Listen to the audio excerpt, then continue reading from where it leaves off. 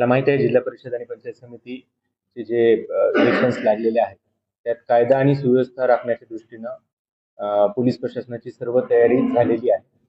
यात सर्वात महत्त्वाचं आहे की यापूर्वी ज्या इस्मांवर गुन्हे दाखल झाले होते अशा काही इस्मांची आपण यादी तयार केलेली आहे आणि जवळपास आपल्याकडे 470 असे इसम भेटलेले आहेत की ज्यांच्यावर मागील काळात 2 पेक्षा जास्त गुन्हे दाखल झाले होते. त्या सर्व व्यक्तींवर आपण प्रिव्हेंटिव्ह ऍक्शन्स केलेले आहेत.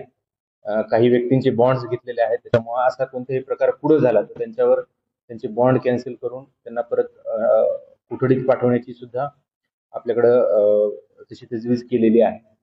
बाकी निवडणुकीच्या अनुषंगाने माझं सर्वांना आवाहन आहे की ज्या काही आपल्या आयोगाकडून सूचना येतात त्याचं पालन सर्वांनी करावं आणि कोणत्याही आमिषाला कोणत्याही प्रलोभनाला बळी न पडता आपण चांगल्या पद्धतीनं निवडणूक प्रक्रिया पाडण्यासाठी प्रयत्न करत आहोत.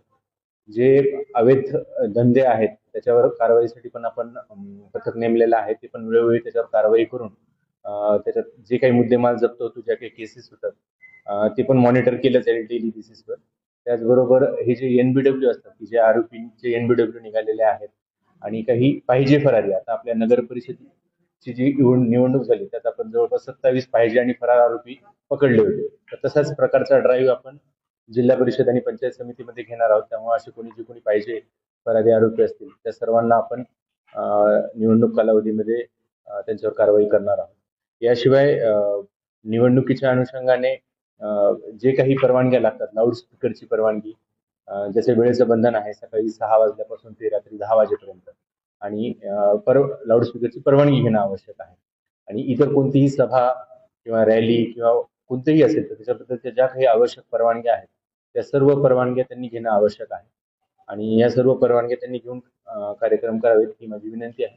पुन्हा एकदा आपल्याला विनंती आहे की आपल्या माध्यमातून आपल्याला आमच्यापेक्षा बऱ्याच गोष्टी आमच्या आधी कळतात तर तशा काही गोष्टी आपल्या कळाल्या तर त्या आमच्यापर्यंत पोहोचवाव्या जेणेकरून त्याच्यावर आपल्याला काही कारवाई करता येईल. धन्यवाद.